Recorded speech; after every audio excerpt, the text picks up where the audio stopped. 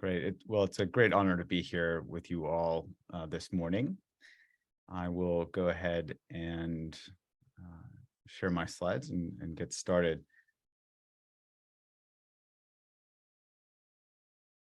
Just to get the preliminaries out of the way. So I'll be talking about some of the digital therapeutics that Eric mentioned, and all of those conflicts of interest are managed by Brown University. I also wrote a couple of books, the most recent one, Unwinding Anxiety, and I get royalties for that. So you should know that as well. What I thought I could do is today I'd like to really explore anxiety from the inside out. And so we'll be exploring it not only from a research standpoint, but also clinically. So it seems that it's appropriate to start with the story of a patient that I took care of. This was a gentleman who was about 40 years of age, who was referred to me for anxiety. And when he walked into my office, I could tell he was pretty anxious, but I didn't know what the story was. So as he sat down and I started taking a history, it started to come out that he would get panic attacks when driving on the highway. And he said that these panic attacks started happening often enough. This was several years prior to where he would eventually stopped driving on the highway because he was so afraid of getting panic attacks. And the way he described it was that he felt like he was in a speeding bullet, where he felt like he was going to get in an accident, and then that would lead to a panic attack. He would have to, pull over until the panic attack subsided, and then, his panic attacks really were, causing him to fall into the category of what's described as panic disorder. Interestingly, someone doesn't get the diagnosis of panic disorder from just having panic attacks. A panic attack itself, while very unpleasant, isn't what leads to the diagnosis. The diagnosis is really about worrying and avoiding situations where someone might have a future panic attack. And this is an interesting piece because it really highlights something that we all share, which is that our brains really don't like uncertainty. And so his uncertainty stemmed from not knowing when he was going to have his next panic attack. And that uncertainty led to him having anxiety around his panic. So he had full-blown panic disorder. And it also turned out that he'd probably had or met the criteria for generalized anxiety disorder. He probably had that since he was a teenager, and probably for about 30 years. The other thing I noticed about this gentleman was that he was at a very unhealthy weight. He was about 180 pounds, which is about 85 kilograms overweight. So as a psychiatrist, how am I supposed to help this gentleman? I'm showing you this cartoon. See if you tried worrying about that. Because as a psychiatrist, we don't have a lot of tools at our disposal to help people with anxiety. I typically get about 15 minutes with each clinic patient as a follow-up visit. And so I don't get a lot of time beyond basically prescribing medications and checking in on folks. Now, with the best medications that we have available, there's this term called number needed to treat, meaning how many patients we need to treat with a certain treatment before one person shows a significant reduction in symptoms. So with these medications, the number needed to treat is 5.15. And what that means is that I have, for every 5 patients that I prescribe medications to, one of them is going to show a significant reduction in symptoms and anxiety. So I actually get anxiety treating my patients with anxiety because the uncertainty is pretty significant. I don't know which one of them is going to show a significant reduction in symptoms. And then I also don't know how to help the other 4 if I'm only limited to medication treatments. So what else might I do? Well, there are some evidence-based treatments, such as cognitive therapy. And I'm just showing this cartoon where, often it's the idea is, just to try to change our cognition or to try to stop ourselves from worrying. The problem here is, I like this. I should also say that the COVID-19 pandemic has really increased the prevalence of anxiety worldwide. So before I go on to talking about cognitive therapies, I just want to mention that this piece of anxiety, this uncertainty, is pretty unprecedented with regard to a pandemic. Nobody who's alive today has really gone through a pandemic. The last big one was, the flu in over 100 years ago. And so there was a huge amount of uncertainty that came both with the how dangerous or transmissible, and all of these uncertainties related to the COVID-19 when it first came on.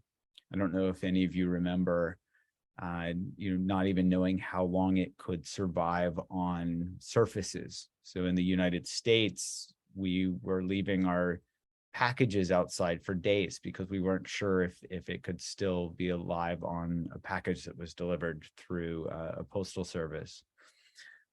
On top of that anxiety, there was economic anxiety, there was anxiety around school, there's anxiety around working from home, just a huge amount of uncertainty that was really increasing the prevalence of anxiety. So back to what I was talking about with regard to, cognitive treatments, it would be great if we could just tell our brains to stop worrying. The problem is, as attributed to Einstein, no problem can be solved from the same level of consciousness that created it. And the reason I bring this quote forward is that it's really hard to think our way out of a problem.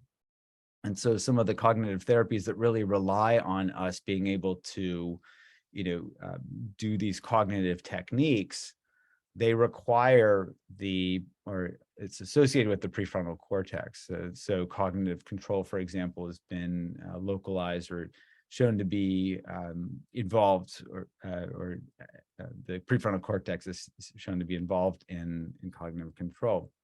The problem here is that the prefrontal cortex is the youngest and it's the weakest part of the brain when it comes from an evolutionary perspective. So when you think about this evolutionarily speaking, this is the newest kid on the block. And the problem here is that it's the first part of the brain that goes offline when we get stressed or when we get anxious. And so some people can activate their cognitive control in moments when they're really anxious, but a lot of us can't. I would say the majority of us, it's really, really challenging. So what I'd like to talk about today is, how can we really start to understand how our brains work, and can we actually leverage that understanding as a way to work with anxiety in a different way? So I'm going to show you a very short animation that kind of gives you the most concise neuroscience primer that I could put together around all that we know about anxiety and how it is formed.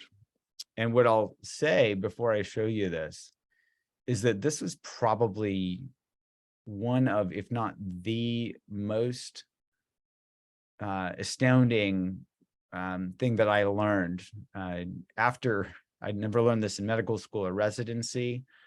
And I had to, as I was struggling as a psychiatrist trying to help my own patients, I went back to the literature to figure out how I could help. And it turns out that anxiety can actually be driven like a habit. So I'll show you how that can be the case. And then we'll talk about how we might be able to work with it.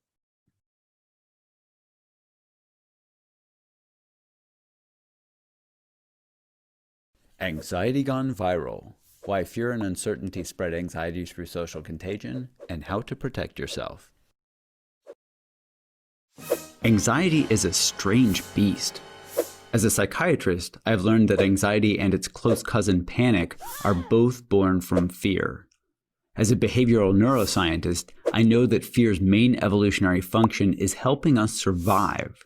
In fact, fear is the oldest survival mechanism we've got. fear helps us learn to avoid dangerous situations in the future through a process called negative reinforcement. For example, if we step out into a busy street, turn our head and see a car coming right at us, we instinctively jump back onto the safety of the sidewalk. Evolution made this really simple for us. So simple that we only need 3 elements in situations like this to learn: an environmental cue, a behavior, and a result. In this case, walking up to a busy street cues us to look both ways before crossing. The result of not getting killed helps us remember to repeat the action again in the future. Sometime in the last million years, humans evolved a new layer on top of our more primitive survival brain, called the prefrontal cortex. Involved in creativity and planning, the prefrontal cortex helps us think and plan for the future. It predicts what will happen in the future based on past experience. If we don't have enough information, our prefrontal cortex lays out different scenarios about what might happen next and guesses which will be most likely. It does this by running simulations based on previous events that are most similar. Enter anxiety. Anxiety is defined as a feeling of worry, nervousness, or unease, typically about an imminent event or something with an uncertain outcome. Anxiety comes up when our prefrontal cortices don't have enough information to accurately predict the future. We saw this with the novel coronavirus that was discovered in China at the end of 2019, COVID-19. Scientists raced to study the characteristics of any new virus so that we can know precisely how contagious and deadly it is, and act accordingly. Uncertainty abounds. Without accurate information, it is easy for our brains to spin stories of fear and dread. In addition to being fueled by uncertainty, anxiety is also contagious. In psychology, the spread of emotion from one person to another is termed social contagion. Our own anxiety can be cued or triggered simply by talking to someone else who is anxious. Their fearful words are like a sneeze landing directly on our brain, emotionally infecting our prefrontal cortex and sending it out of control as it worries about everything from whether our family members will get sick to how our jobs will be affected. Wall Street is a great example of social contagion. We watch the stock market spike and crash, the stock indices being a thermometer for how feverish our collective anxiety is at any one moment. Wall Street even has something known as the fear index, which with coronavirus outstripped the financial meltdown of 2008. When we can't control our anxiety, that emotional fever spikes into panic. Panic is defined as sudden, uncontrollable fear or anxiety, often causing wildly unthinking behavior. Overwhelmed by uncertainty and fear of the future, the rational thinking parts of our brains go offline when we're panicked. Logically, we know that we don't need a 6-month supply of toilet paper, but when we see someone else's cart piled high, their anxiety infects us, and we go into survival mode. So how do we not panic? Too many times I've seen my anxious clinic patients try to suppress or think themselves out of anxiety.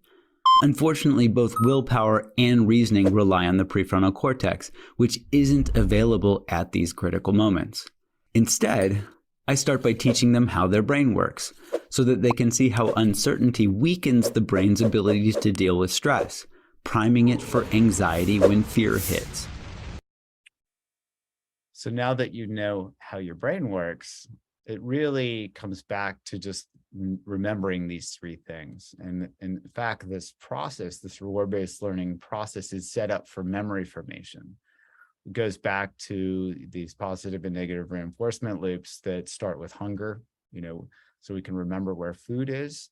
And they also are completely applicable with avoiding danger, so we can remember where danger is and avoid it in the future. Now, the thing that I hadn't learned in medical school and that has probably helped me be able to change my clinical practice around helping my patients with anxiety is that anxiety can actually be driven like a habit. Now, it turns out that there's a fair amount of work going back to the 1980s, starting with Thomas Borkovic and others, where they suggested that anxiety could actually be driven through a negatively reinforced process. Ironically, in the 1980s was the time when a lot of people were being prescribed benzodiazepines for anxiety. These are no longer prescribed as first-line treatments for anxiety for a number of reasons. And also, it was when the first selective serotonin reuptake inhibitor was put into the market, Prozac or fluoxetine. I think that was approved in 1985 by the FDA in the US. So there was a lot of emphasis and a lot of focus on medication treatments. And, I don't know historically what happened, but there was really not a lot of emphasis on this type of thing. Now, if you look at this, so the feeling of anxiety itself can feel pretty unpleasant. We can also have an unpleasant thought that can lead us to worrying. And what's been suggested is that the reward comes from either avoiding the worse feeling of anxiety, because worry doesn't feel as bad as anxiety itself, and or where we might feel in control. We might not really have much control, but that feeling of control is better than doing nothing. The problem is that the more we worry, the less rewarding it actually is, to the point where we find out that worry can actually feed back and drive anxiety itself. I'll give you an example of this from someone in our program. They said, I think of my to-do list or projects and conversations. I feel as though somehow the anxiety is trying to offer some control. In a strange way, it developed to propel me out of procrastination or have me review a conversation and see that maybe I should have thought out the answer more clearly. So we'll get into this a little bit more clinically, but you can see how we can get into anxiety habit loops. And there are a number of ways that we can do this. So I'm just going to show you a couple of examples of some of the common ways that we can get stuck in these anxiety habit loops. And I'll illustrate this with an animation that we actually use in our Unwinding anxiety program. We'll talk more about the neuroscience in a bit, but for now, let's focus specifically on how habits around anxiety are formed. We'll call it the habit loop. First, something happens in your life. It could be good or bad. It's called a trigger. For example, what does it feel like when something good happens in your life? Let's use getting a funny text or watching a cute video on your phone as an example. Your brain says, "Oh, that feels good. Do that some more," so you can keep that good feeling going. So your brain lays down this memory. Oh, next time you want to feel good, you should do that again. Now you start to associate that behavior with feeling good. The next time you hear that alert on your phone, that triggers your brain to act. Oh, I should check my phone. The more you do this, getting an alert on your phone, leading you to watch a cute video, leading you to feel good, the more this gets laid down as a habit loop. Trigger, behavior, reward.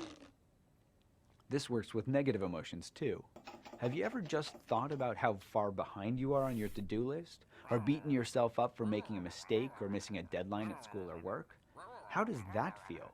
Not so good, is it?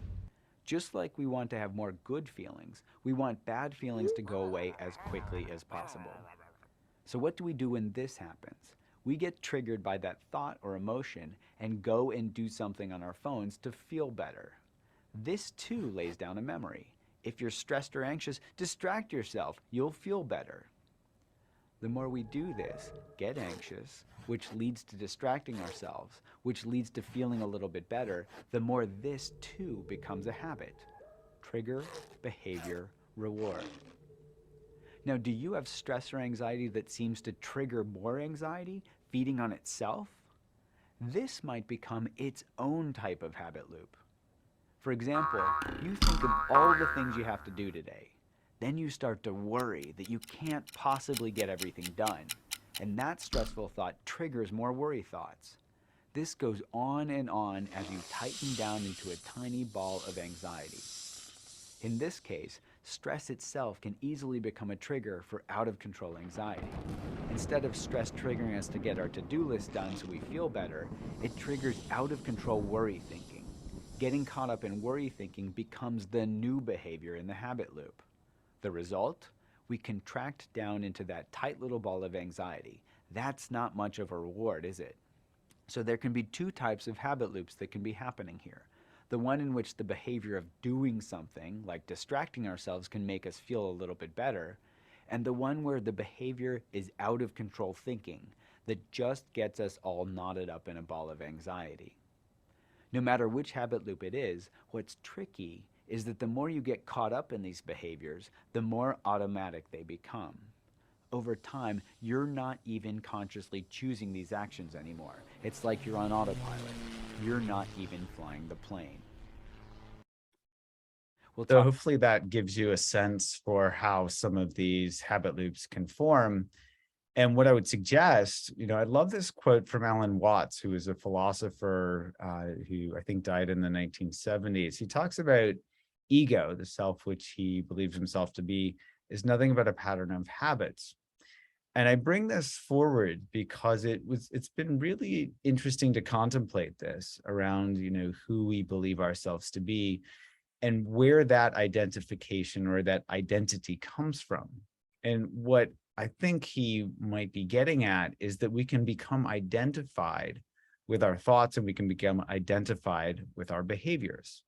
So for example, I had a pilot tester of our Unwinding anxiety program who wrote me an email and said, what I'm struggling with is the kind of anxiety that comes from who I perceive myself to be and the seemingly impermeable blanket of not good enoughness that it is wrapped in, deep etched in the bones anxiety.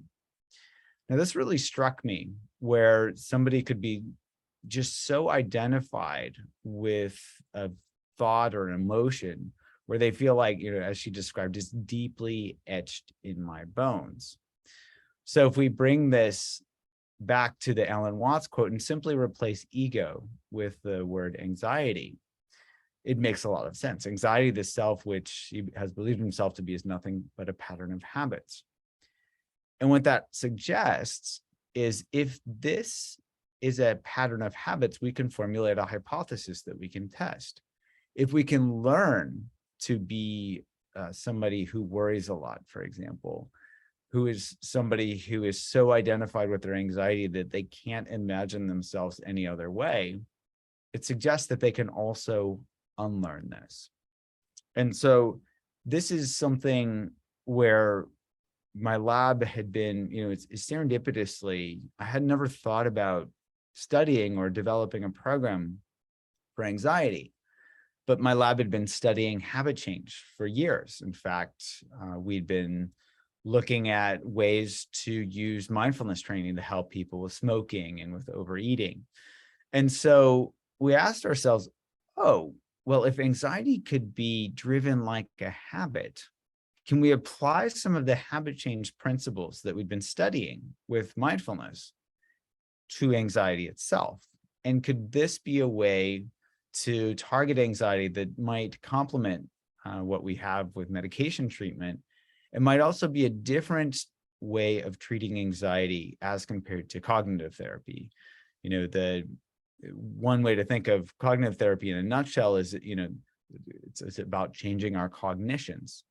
Well, mindfulness is really about changing our relationship to our thoughts and feelings. And so can we use that as a way to leverage this habit formation process to actually unwind this habit loop?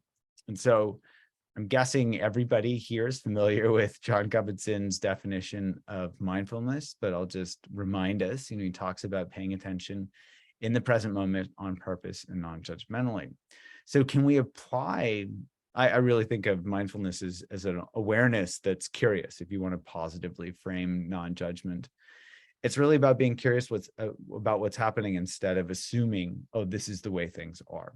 So if we're identified with anxiety, we assume, oh, this is who I am. If we bring a curious awareness, we might not be quite as identified.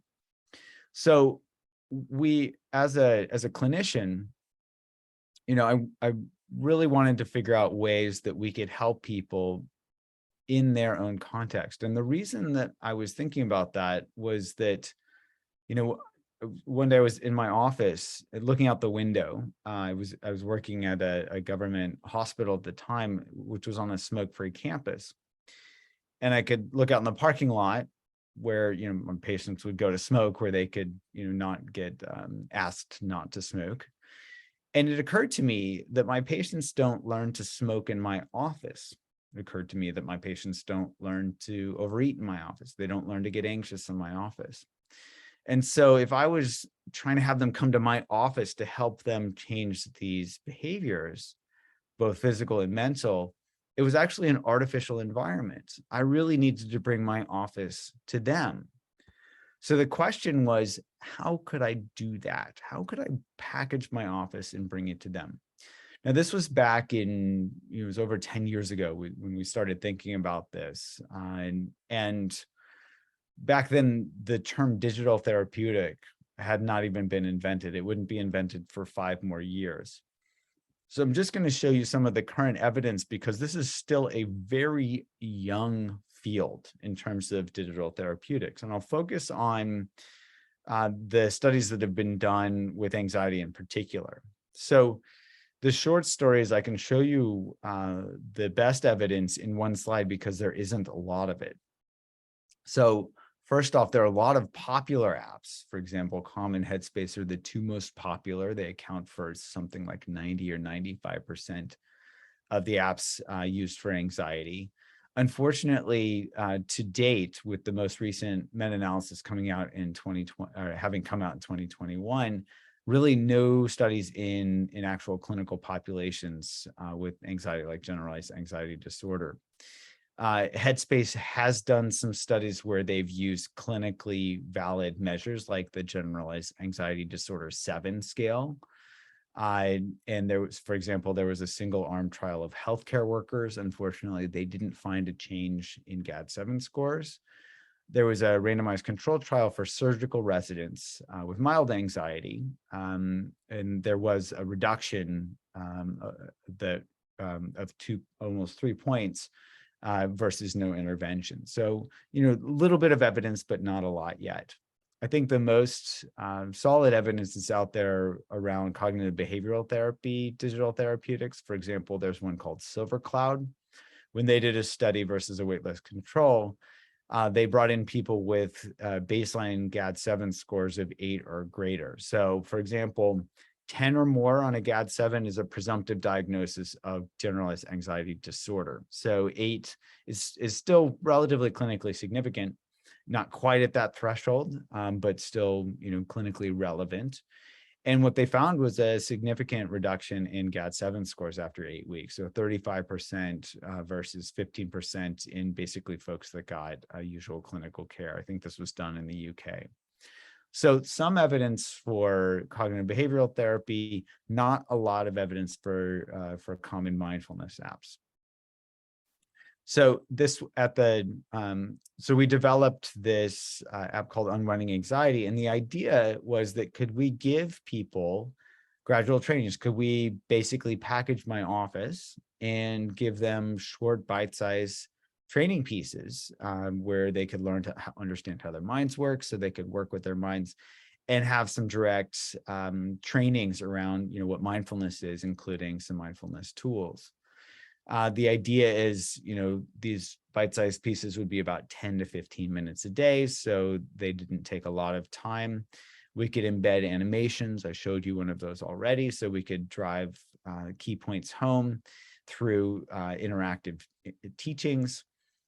We could have in the moment exercises so that the moment that they start to get stressed or anxious, they could start to work with it in context. And then, of course, as a researcher, I wanted to test to see how well this stuff works, so we could embed things like experience sampling, so we could track to see how well folks did. So I'll just show you some of the clinical studies that we've done over the last couple of years with this program.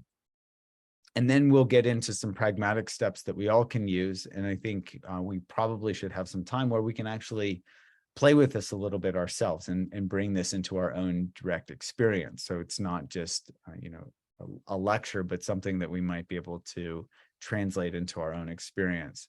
one of my favorite sayings, I don't remember where I learned it, was that it's about concepts in the service of wisdom. And so we can learn a concept. Hopefully you learn some concepts here, but these concepts are kind of like brain candy. It's like, oh, that was nice. And then we want more. We really have to develop the wisdom from our own direct experience. And that's why doing practices can be very helpful for us to really see what this is all about. So we might be able to do a little bit, bring some of these concepts into the service of wisdom at the end of this talk. So how well does this program work? Well, it's still early stages, but our first study we did just before the pandemic. We actually did this study with anxious physicians. And the reason we did that was that, from experience, physicians tend not to take care of themselves. We tend to focus on helping other people, and that can actually lead to a lot of burnout. And there's a pandemic of burnout, or an epidemic of burnout in healthcare providers overall. It's not just physicians. And I think a lot of that has to do with really focusing on others. So we asked the question, well, can we get physicians to just use this program, and will it change their anxiety scores? So again, this scoring system, don't be fooled. When we talk about moderate anxiety, this is just because it's an even split with the score. Moderate's actually pretty severe from a clinical standpoint. Again, 10 or above is presumptive generalized anxiety disorder. So we brought in physicians. This is actually in a large healthcare system in the Northeast in the United States. And it unfortunately only took a single email from the CEO of the healthcare system to get all the participants that we needed for the study, because anxiety was so prevalent in the clinician population. And you can see these folks have pretty significant anxiety. And it was interesting to see at 1 month and at 3 months that there was a pretty significant reduction in anxiety. We got a 57% reduction at 3 months. So that was nice to see, but it was a single arm trial. Who knows? Maybe they just would get better on their own without any treatment. But before I go on, the other thing we looked at was burnout. And we measured correlations between anxiety and burnout at baseline. There were pretty significant correlations. And then we looked without even mentioning the word burnout in the study. We looked to see if their burnout scores changed over the 3 months. And what we found was that there was a 20% reduction in emotional exhaustion, which is significant, but not huge. But there was a 50% reduction in depersonalization. And that was interesting because this might highlight how an app-based mindfulness training can help with individual aspects of burnout, like the depersonalization, where we can learn to be with our experience more instead of, where our mind, when something's unpleasant, the negative reinforcement says, let's avoid this. But it may not help as much with institutional factors, which makes sense because, if physicians are overworked, an app isn't going to change that. So that was interesting to see that differentiation. And it was also heartening to see that we could start to address things like burnout by getting at the root causes, at least some individual factors. So this was enough of a positive finding for us to apply for grant money to actually do some randomized controlled trials. So the next trial we performed was in people with generalized anxiety disorder.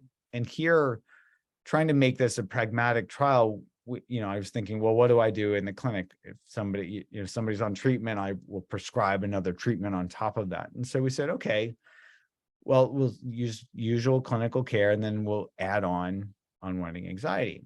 And here we got a 67% reduction in anxiety at our primary endpoint. This is at 2 months. And all of this, this was pre-registered. We did all of the things to try to really minimize bias. Trials are always biased to some degree, but we actually got minimal bias in 6 of 7 Cochrane categories. So really tried to be as objective as we could. And as you can also see, this number needed to treat was 1.6, which is pretty remarkable. As I mentioned at the beginning, with medications, the number needed to treat was 5.2. So that was encouraging, but as a researcher, I wanted to know why it was working. So we went and measured some of the potential mediators. And we, for example, if worry drives anxiety, we want to see if their worry scores go down. So we measured worry with the Penn State Worry Questionnaire. You can see in the active intervention that the worry significantly dropped, didn't drop that much in the control group. We also looked at interoceptive awareness. Could people become more aware of their experience? And we used the multidimensional assessment of interoceptive awareness, first developed by Wolf Mealing and others. And you can see a pretty significant increase in interoceptive awareness. So they're starting to become more aware. In the control group, not much of no change at all, really. We also looked at non-reactivity. And the reason that we were looking at emotional non-reactivity, here we used the subscale from the 5-facet mindfulness questionnaire, was that the idea is that mindfulness helps people be with their experience rather than react to it. So if we habitually react to anxiety by worrying or by trying to avoid it, can we change that behavior? Can we step out of those habit loops? And here you can see no real change in the control group, but an increase in non-reactivity in the active intervention. And we can bring all of these together and do mediation analyses to see what mediates the change in the mindfulness group, whereas the control group doesn't show a change. And so here we did a two-step mediation where we looked to see if an increase in non-reactivity mediated a reduction in worry. And here you can see there was a direct mediation effect. And then we looked to see if the reduction in worry could mediate a reduction in anxiety. So through this two-step process, we found that increases in non-reactivity mediated a reduction in worry, which then mediated a reduction in anxiety. So mechanistically, we're seeing that mindfulness is working through this increase in non-reactivity, which fits pretty nicely with these, with Borkovics and others models of anxiety as a habit. So that's starting to fit together pretty nicely. And the hallmark of science is replication. So this was our second study where we'd gotten pretty significant reductions in anxiety. So we went on and did another NIH study. This was in conjunction with Liz Hoagie, who's a mindfulness and anxiety expert at Georgetown. Actually, before I go into that one, I also want to mention that we could start to ask, can we predict clinical outcomes based on baseline psychological phenotypes? And the way I think about this is that we can take these questionnaires and we can use the validated measures where, the Penn State Worry Questionnaire has got 16 items, the GAD-7 has 7 items, blah, blah, blah. So we can look at these individually, but we can also look at them, I, as a neuroscientist, I think of brains as voxel patterns. How can we take these individual patterns and see if we can use these as predictors of outcomes? And so we split these questionnaires into single items, and we said, do these naturally cluster? This analysis was led by my postdoctoral fellow, Veronique Taylor. And lo and behold, these naturally cluster into 3 different clusters. And you can see the differences. These are all relative to each other. So these are z-scored. So for example, in cluster one has relatively increased worry scores compared to cluster 2 and especially cluster 3. They also have relatively increased interoceptive awareness scores compared to, say, cluster 2. Cluster 3 seems to have the highest. So these cluster, and interesting, they cluster about evenly in this clinical trial. And the reason I'm showing you this is not that it's interesting. It certainly is interesting that we can get some clusters based on these individual items, but we can then use these items to predict outcomes. And what we can do is say, okay, how does cluster 1 do in terms of treatment outcome? How does cluster 2 do? And how does cluster 3 do? So this has been something in psychiatry and in medicine in general that's been really of interest, is like, can we actually predict treatment outcomes? And here's something that we, without a brain scan or genetic study, we can just take a questionnaire that somebody could fill out, about 60 items in about 10 minutes. And lo and behold, we see a significant prediction based on what cluster somebody is in. So I think of cluster 1 as, you can think of it, if you're anxious and you know it, so whether you're aware of it, there's awareness, clap your hands, because you're going to do really well with treatment. You can see these folks start out with the highest anxiety scores and they do the best. Cluster 3 had the most moderate anxiety scores, and they also did well. But interesting, look at cluster 2. So cluster 2 certainly dropped their anxiety scores, but if you look at them, there was actually still an overlap at our 2-month follow-up, rendering the p-values non-significant. So these folks actually didn't do better statistically than the treatment as usual control.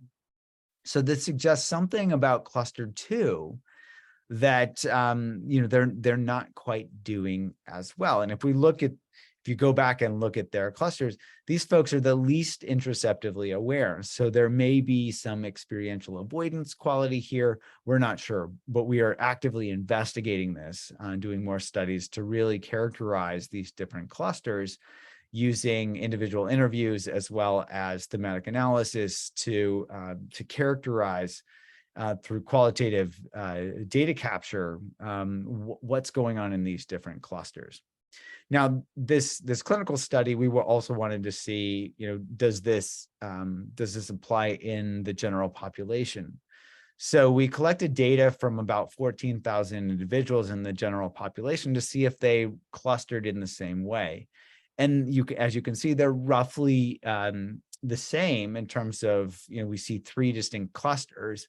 The cluster overlap between these and the clinical population is, I think, 70 to 95%. So it's pretty good.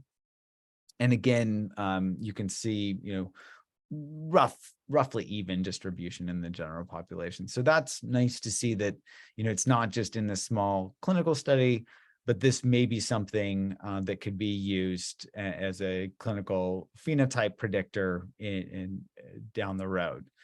And the way I think of this clinically is, can we've actually been able to, with this large cluster analysis, reduce the number of questions from 62 down to 19. So we can get a psychological phenotype that cluster differentiates with freely available questionnaires that take about 3 minutes to answer. So you could imagine somebody coming into a clinic, answering these questionnaires on a tablet. That tablet beams it up to the cluster analyzes these, in a half a second. It doesn't take long to analyze this. And that could get beamed into their electronic medical record. So by the time they made it to their clinician's office, the clinician could see what cluster they fall into and could potentially personalize a treatment recommendation based on that. So there's a lot more work to be done. But this is encouraging, suggesting that this proof of concept is true, that this is possible. So doing a lot more, but we're excited to see that. So as I mentioned earlier, the hallmark of science is replication. We'd had 2 clinical studies where we can see in anxious physicians, we can see in people with generalized anxiety disorder, that we can see clinically meaningful reductions in anxiety with mindfulness training. The next thing we wanted to see was we wanted to test something that I'd been seeing in my clinic quite a bit, which was a lot of my patients come in struggling getting to sleep. And what they describe is that they go to bed and their head hits the pillow and then their brain says, my turn. And it just starts worrying and worrying and worrying. And as they worry, anxiety is pretty activating. And so it makes it harder for them to calm down and get to sleep. And then they look over at the clock or at their watch or at their phone, and they think, oh no, I'm not getting to sleep. I'm not going to get enough sleep. And that just revs things up even more. So we wanted to do a study to see if we could actually target the worry that interferes with sleep. So we did a study where we brought in people who had worry that interfered with sleep to see if we could help them with their sleep issues just by treating their anxiety. So we did another study with the Unwinding anxiety program. First wanted to check to see how they did with reductions in anxiety. Again, this wasn't a generalized anxiety disorder population, so they didn't start quite as high. But still, we saw 46% reduction in anxiety, so which is pretty good. We'll take it.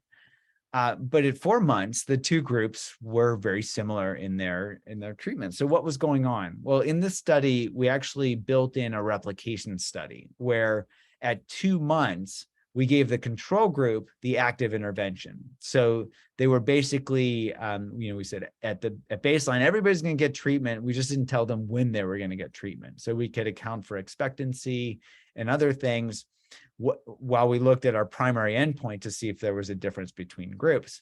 And then we could say, okay, can we replicate this effect within the same time period? So at 2 months further out, does the control group catch up? We could also at the same time check to see if the primary treatment group maintained their gains. You can see primary treatment group maintained their gains, but the active control group actually caught up within that same time period. There's no difference between the two. So that's nice to see replication within a study. Well, those are anxiety scores, how they do with sleep. There's some specific sleep measures that were developed by the United States National Institutes of Health through this PROMIS battery. Some of you may be familiar with it. It's commonly used. Well, you can see the sleep scores or the anxiety interfering with sleep scores are about the same at baseline. They start to drop at a month. They differentiate between groups at 2 months. And then at 4 months, after we've given the control group the active intervention, they catch up with the folks that got it to start with. And also the folks that got it to start with maintain their gains. So that's nice to see. So here are 3 studies, where we're seeing in different populations, physicians, people with generalized anxiety disorder, and people with worry that's interfering with sleep are all benefiting from app-based mindfulness training. So just to sum up this part of the talk, what this suggests is, if we target these mechanisms, if we target anxiety as a habit, and target the positive and negative reinforcement, mindfulness does a pretty good job of helping target that process and help and shows clinically significant results. So now I want to shift gears a little bit and talk about some of the neuroscience behind this, and then we're going to end with some clinical applications. So there's a lot of work, I should say there's some work that's been done looking at anxiety in the brain. So for example, there was a study about 8 years ago where they induced worry in people and scanned their brains and then looked to see what the correlation was between increased worry and brain activity. And what they found, these orange blobs here are the correlation scores. The more worried somebody is, the more these brain regions got activated. And I'm highlighting these 2 brain regions because these are actually the core hubs of what's called the default mode network. The default mode network was first discovered by Mark Rakel's group back in 2000. In fact, as a very careful scientist, he sat on his data for several years because he had done a study where he'd done a number of studies where he was using a very simple comparison condition where he had people just lay still and not do anything in particular. That was the instructions for the task. And what they found over and over and over, when people were laying still and not doing anything in particular, they were activating this network called the default mode network. So they were defaulting to doing something. And what it turns out, it took about 10 years for people to figure this out. It turns out that people were defaulting to thinking about themselves. And what do we tend to do? We tend to think about the past. We tend to think about the future. In the past, we kind of regret things that we've done. In the future, we worry. And so it turns out that worrying activates the default mode network, especially these 2 hubs. The more we worry, the more this gets activated. And the reason I mention this is that this was a couple of years after we had done our first study with experienced meditators. And the first study we'd done was just a cross-sectional study to see how meditators' brains were different than non-meditators. Now, remember where these orange blobs are, okay? I'm going to show you a summary slide of our study. And what I'm going to show you is difference between experienced and novice meditators' brain activity while they were meditating. This is a conglomerate of 3 different types of meditations. Ready? Wow. Yeah, it's about exactly the same. So when people worry, they activate these 2 hubs of the default mode network. When they meditate, they deactivate these two hubs of the default mode network. And we looked across the entire brain. There were only 4 brain regions that were different between experienced and novice meditators. 2 of these 4 were these hubs of the default mode network. So I don't think that's a coincidence, because, mindfulness is really about helping people notice their thoughts, notice their emotions, notice their body sensations, and not get caught up in them, right? To really change their relationship to them. And this brain network, I won't go into all the details, but this network seems to be involved in getting caught up in our experience. So how do I know this? Well, we've done a lot of neurophenomenologic studies. I don't have time to go into the details today, but basically we can line up people's subjective experience with their brain activity. And the way that we can do this is we can give people feedback from their own brains in real time when they're meditating. And we can do this we've studied this with fMRI, and we've also studied this with source estimated EEG. And I'll give you I'll show you what this looks like. We were fortunate enough to have a journalist, Anderson Cooper, who is part of a news show in the US called the 60 Minutes, where he came in. He was doing a show or a segment of this news show on meditation. And he had gone to a retreat with Jon Kabat-Zinn. He'd been meditating for a month. And then he came to the lab. We hooked him up and we looked to see what was happening in his brain. So here's what happened. This is just the next generation of exercise. We've got the physical, exercise components down, and now it's about working out how can we actually train our minds. Dr. Brewer is trying to understand how mindfulness can alter the functioning of the brain. He uses a cap lined with 128 electrodes. We're going to start filling each of these 128 wells with contagion gel. The electrodes are able to pick up signals from the posterior cingulate, part of a brain network linked to memory and emotion. This is all just picking up electrical signal from the top of your head. Since attending the mindfulness retreat, I'd been meditating daily and was curious to see if it had an impact on my brain. We're going to have you start with thinking of something that was very anxiety-provoking for you. Okay. When I thought about something stressful, the cells in my brain's posterior cingulate immediately started firing, shown by the red lines that went off the chart on the computer screen. Just drop into meditation. Okay. When I let go of those stressful thoughts and refocused on my breath, within seconds the brain cells that had been firing quieted down, shown by the blue lines on the computer. That's really fascinating to see like that. Dr. Brewer believes everyone can train their brains to reach that blue mindfulness zone, but he says all the technology we're surrounded by makes it difficult. So you can get a snapshot of at least what Anderson Cooper's brain looked like. And what I'd like to do now is just bring these things together. So we've been exploring the behavioral mechanisms of how mindfulness helps with anxiety. We've been exploring some of the neurobiologic mechanisms. Now let's bring this into the pragmatic realm. Now, as we've been studying these things, what I've noticed clinically, and I've noticed this both in our eating program as well as the anxiety program, is that there seems to be this 3-step process that people follow. And I wrote all the details about it in the Unwinding Anxiety book, but you don't have to read the book to get that. We'll just jump into that right now. And I'm just going to outline the 3 steps, and then we're going to go through some examples. And at the very end, maybe we can play with this together as a practice. So the first step is we've got to be aware of being caught up in a habit loop. If we're not aware, we're just going to be lost. We think of this as being on autopilot, as I'm sure many folks are familiar with. The second step is exploring the results of the behavior. And this might sound a little strange at first, but we'll talk about some of the neuroscience behind how this works. And I have my patients in my clinic, just ask the simple question, what do I get from this? Third step is to help step out of the loop. It could be simply not doing whatever it is, like not worrying, not overeating. Or it could also be a mindfulness practice that helps somebody step out of the loop. So let's go through each of these in turn to see what I'm talking about here. So step 1 is recognizing these habit loops. Okay, so here's an example of somebody who was talking about or writing about this. It said, for me, when I get anxious, I tend to spiral in negative thoughts, mostly about myself. You can see if anybody can relate to this. I think this is pretty common. The self-loathing and doubt get terrible, and for some reason, the only thing that makes it feel better is basically confessing to someone I respect or love, confessing about whatever way I think I'm bad, in order to have them assure me that I am not bad, that I'm a good person. So then this person went on to map these habit loops.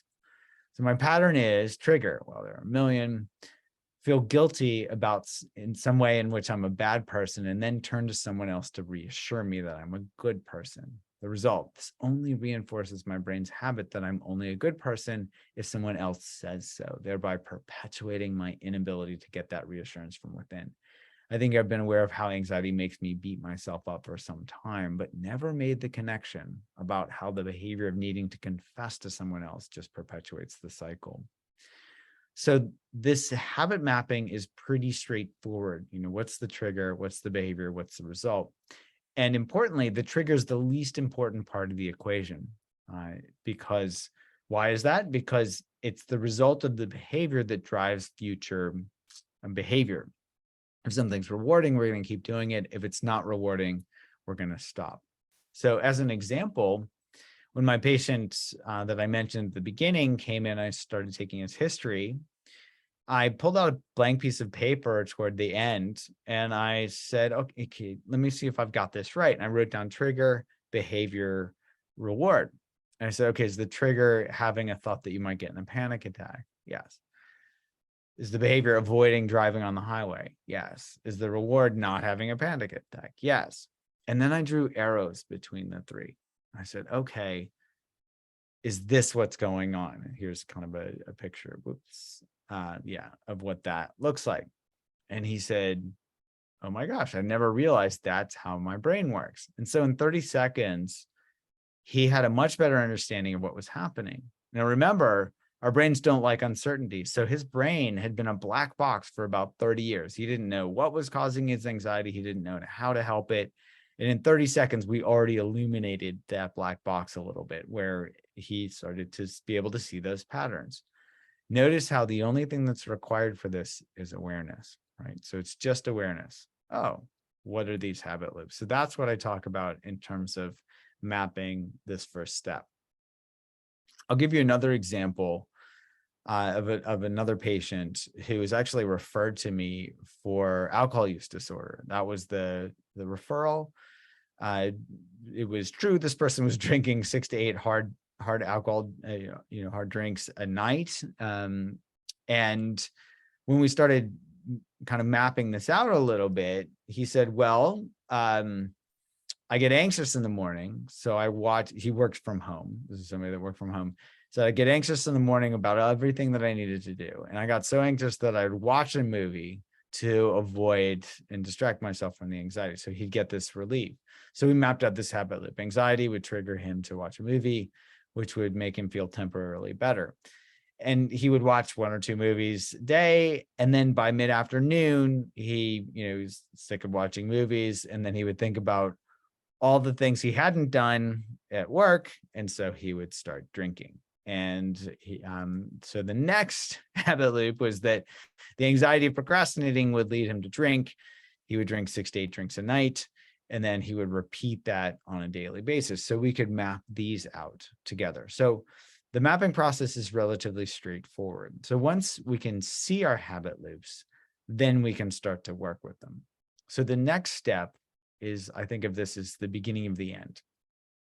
And the reason I say that this is the beginning of the end is that this is how habits change. So if you look at the neuroscience of how to change a habit, it has nothing to do with willpower. Willpower is not in the neuroscience equations, but this has everything to do with a brain network that involves a part of the brain called the orbitofrontal cortex.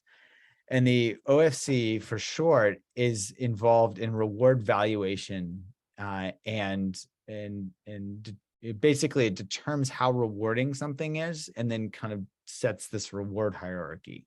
I'll give you a concrete example from my own life. So if I eat some milk chocolate and then I eat some broccoli, my brain's going to compare those two and say, which one do I like more? And it does this to make my life efficient so that next time I'm given a choice between broccoli and milk chocolate, I can easily make a choice. So let's say that it's set up the reward hierarchy. For me, milk chocolate's more rewarding than broccoli for most of us, because it's more calorically dense. Our brains are going to prefer sweet things. If I eat dark chocolate, for me, dark chocolate is actually preferable to milk chocolate. So dark chocolate goes at the top, and so on and so on. You can see all the different reward hierarchies that we set up. Now, the orbitofrontal cortex is involved in these. So you can actually mathematically derive reward value, and this will actually predict if a reward's going to stick around, or if a behavior is going to change. So there were two researchers, Rescorla and Wagner, who developed a model back in the 1970s, and this model is still used today because it works. It's still relevant. Nothing has outcompeted it. Nothing is better. Don't worry about the math here, but I'll use an analogy to explain this. So if you look at current reward value, it's based on previous reward value plus an error term. And this error term comes in two flavors: a positive prediction error or a negative prediction error. So let's say that there's a new bakery that opens up in my neighborhood, and I don't know how good their chocolate cake is. Well, my brain has a certain reward value for how good chocolate cake is.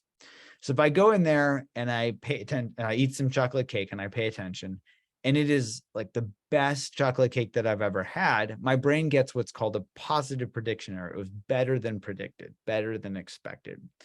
And if that happens, I get a dopamine hit where my brain says, hey, remember this, good bakery, come back here, get their chocolate cake. And that updates the reward value for chocolate cake in this location. Now, if I go in there and eat their cake and it's not very good, actually it's pretty bad, my brain gets what's called a negative prediction error. It's worse than predicted, worse than expected. And so my brain learns something there as well. I get this dopamine hit and it says, hey, don't go back here. Notice how this has nothing to do with willpower. This isn't about telling myself not to go to this bakery. If their cake is bad, it's about having learned it from experience. And notice how the one ingredient that's needed for this is awareness. We have to pay attention. If I went in there and I was talking on my phone, or I was distracted by something else and I ate the cake and I didn't pay attention, if nothing caught my attention, I might not remember how good it is. And so I wouldn't actually change that reward value. So you can see that awareness is critical for any type of behavior change. That awareness, if we see that the behavior is better than expected, we're going to do it more. If it's worse than expected, we're going to do it less. So we can actually measure this in real life by embedding tools into our apps to look to see if reward value changes when people pay attention. And you can see here, we call this the Craving tool in the Eat Right Now app, where we can have people imagine eating, it's a type or an amount of food, and then, imagine feeling it in their stomach, noticing what it feels like, noticing their thoughts and emotions afterward, and then compare, see how much they have a craving just by imagining it. And then if they have a craving, which means they're still enchanted, they're still, it's got a high reward value, we can have them pay attention as they eat it, and then go through a similar mindfulness exercise, which then asks them, how content do you feel afterwards? That content can feed back into the equation to see how rewarding it is.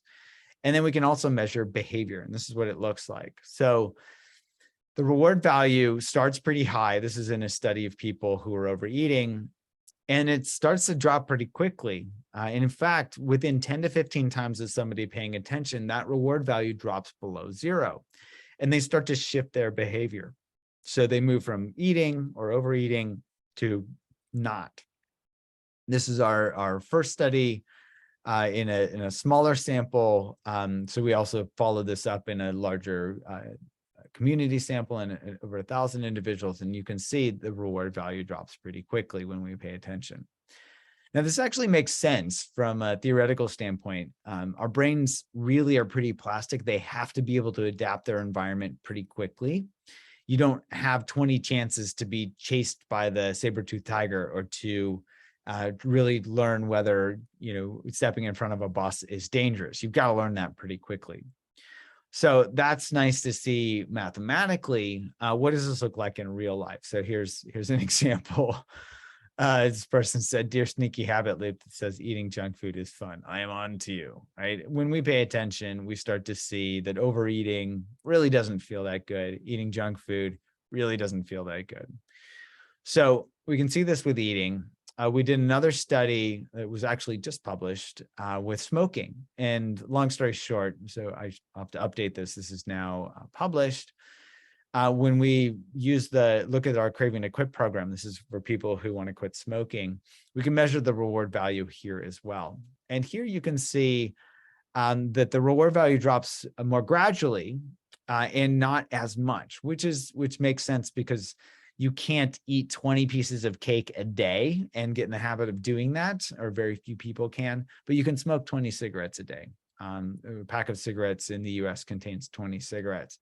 So you can actually reinforce that habit and reinforce it for a long time. So it can take a little bit longer to change the habit. But again, you can see as the reward value drops, the change in behavior increases. And I don't think I have slides to show this, but we also, a couple of years ago, published a study where we looked at the default mode network and whether it predicted outcomes with the Craving to Quit program. And in fact, the more people dropped activity in the posterior cingulate cortex, the more that predicted a reduction in cigarette smoking. So we can even line that up with these clinical outcomes. But most importantly, we can ask people, well, what's going on in your experience? As this person put it, today, all the cigarettes I smoked were disgusting. So as people pay attention and see that something's not rewarding, they don't have to try to convince themselves not to smoke. It's much easier to quit when they are disenchanted with the behavior. So how does this work? Just bringing this back to my patients in my clinic. I think I mentioned that this gentleman was pretty overweight when he came in. And what I had him do, I gave him our Unwinding Anxiety app, and I said, hey, just start mapping out your habit loops at the first visit and set a follow-up visit for 2 weeks later. He came back 2 weeks later. He looked less anxious, but he had a big smile on his face. And I said, what's going on? And he said, well, I was mapping out my habit loops. Well, actually, the first thing he said to me was, hey, doc, I lost 14 pounds, about 7 kilograms. And I was thinking to myself, have we even talked about weight loss yet? I hadn't thought that we'd even approach that because we were going to focus on the anxiety first. So I asked him, well, have we talked about weight loss? He said, no, I was just mapping out my habit loops.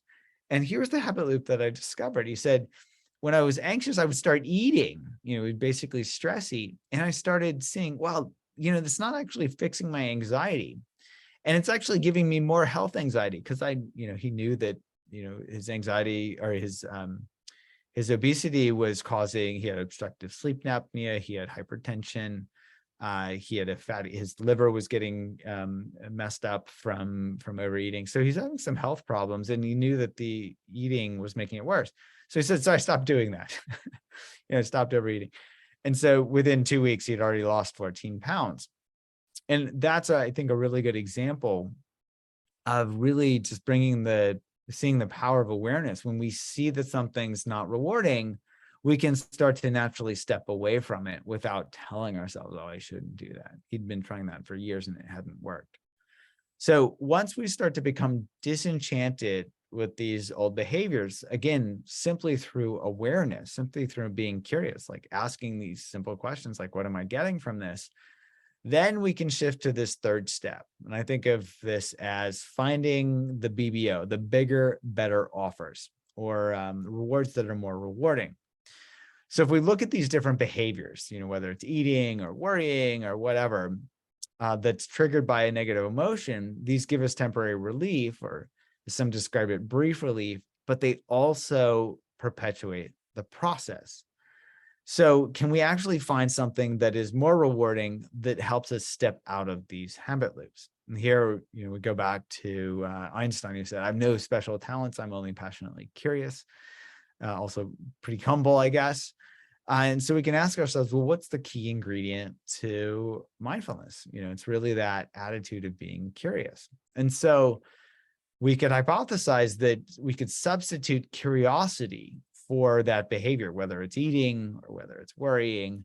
And the curiosity, because it's always available, might give us more sustained relief than having something that actually perpetuates an old habit. So it can help us not only step out of these old habits and change our relationships to our emotions, but it might help us step into new habits and find, get that positive prediction error that curiosity itself actually feels pretty good when we pay attention to it. So here's an example of somebody in our program who said, when I first started the program, I didn't quite buy into the benefits of curiosity. Today, I felt a wave of panic. And instead of immediate dread or fear, my automatic response was, that's interesting. That took the wind right out of its sails. I wasn't just saying it was interesting. I actually felt it. I was so thrilled. So just to start to bring this to a close, I'll use one other example. I think this is a really telling. This person said, this has been truly life-altering. When I had a full-blown panic attack, looking inside made it just melt away. I was looking at what I was feeling instead of obsessing over why I was feeling it. And the reason I bring this quote forward is that this really highlights what's described as the observer effect. So in physics, the observer effect came about when they were trying to measure the mass of things, of subatomic particles like electrons. They would hit them with photons, with light, to measure the change in momentum, and from that they could infer their mass. But they found that by hitting electrons with light, they were actually changing. They had to take into account the hitting it with a photon was actually changing the momentum. So they had to account for that. So they called this the observer effect. By observing, they were affecting the result. Now, in psychology, I think we can take advantage of this. We can use awareness to observe our thoughts and emotions. And by observing, we're no longer as identified with them. So we can affect the result by observing. And I think this person really highlights this. And, looking inside made it just melt away. So they were observing instead of being identified or caught up in that full-blown panic attack. They were looking at what they were feeling instead of obsessing over why. And so here, this also highlights how somebody can step out of the identification, oh, I'm an anxious person, as compared to I'm a person who has anxious feelings. This is a world of difference. So just to bring this back to my patients, how do they do? Well, if they didn't do well, I probably wouldn't be using them as case studies. So just take this with a grain of salt or a glass of water. My patient, who is drinking 6 to 8 drinks a night, he actually was able to quit drinking at the time because, as he mapped out his anxiety habit loops, he realized that drinking was his coping mechanism. And he's like, oh, I need to work with the anxiety, because the drinking is there to affect the anxiety. So he worked with his anxiety and was able to stop drinking. How about my patient with generalized anxiety disorder and panic disorder? As I mentioned, he lost some weight. He ended up going over the next 6 months or a year. He ended up losing over 100 pounds with this and kept it off. He said it was the easiest weight loss he'd ever had because that awareness was there to help him become disenchanted, and he just shifted that. And he also found that he could pay attention to eating healthy food. So he used to eat junk food, and he was almost I would say he would describe himself as being addicted to fast food, which is designed to be addictive. He found that actually made him feel pretty crummy and crappy, and that he would just want to eat more. And he found that eating healthy food made him feel much better. So here he was discovering the bigger, better offer of eating healthy food as compared to fast food. So he lost a bunch of weight, but how did he do with his anxiety? About 6 months into treatment, I was walking out of class one day. Our School of Public Health at Brown is in Providence, Rhode Island, which is on Main Street. So a pretty busy street. And so I walk out onto the sidewalk and this car pulls up. This guy rolls down his window. It's my patient. And I'm thinking, great, he's driving on Main Street. He gives me this big smile and he goes, hey, I'm an Uber driver now. I'm headed to the airport to pick someone up. So it's a really great example. Again, an extreme example, but a great example of how if we learn to understand how our minds work, we can use awareness as this very, very powerful tool to work with our minds, to unwind these habit loops. So I'll just end this part. I love this quote from Rumi from his poem, A Community of Spirit, where he talks about be empty of worrying. Think of who created thought. Why do you stay in prison when the door is so wide open? Move outside the tangle of fear thinking. Live in silence. Flow down and down in always widening rings of being. And I love this for many reasons, but several I'll just highlight. This prison of our mind where we're identified with anxiety. This is something, the door is so wide open, whether it's the observer effect or curiosity or whatever, we can start to see how we can naturally walk out when we can see that the door is open. We can move outside that tangle of fear thinking. The other thing I like about this is he describes as always widening rings of being. With anxiety, this is why I named the program in the book Unwinding Anxiety, because we're all wound up in anxiety. It feels very contracted. But when we bring awareness and curiosity in, curiosity naturally opens us to our experience. Curiosity naturally helps us be with our experience, open to our experience, connect with our experience a lot more than closing down in the self-protective actually, so it's self-protective, but certainly not, it doesn't help us survive with anxiety. So as we bring in more curiosity, and I would also argue bring in kindness, kindness helps us with self-judgmental habit loops. We can flow down and down, as Rumi says, in always widening rings of being. So I will end the formal part of this talk here with some gratitude. I just want to thank all the subjects that contributed to this work, all the collaborators, and most of this work was funded by our National Institutes of Health. So I've talked about a lot of stuff. I'll just say, I love this quote from Mary Oliver, who said, pay attention, be astonished, tell about it. And I love this because, this be astonished, that's really about this bigger, better offer of being curious and being, awe-inspired. And then, of course, sharing it with others is also rewarding. The more we live these, the more the world benefits from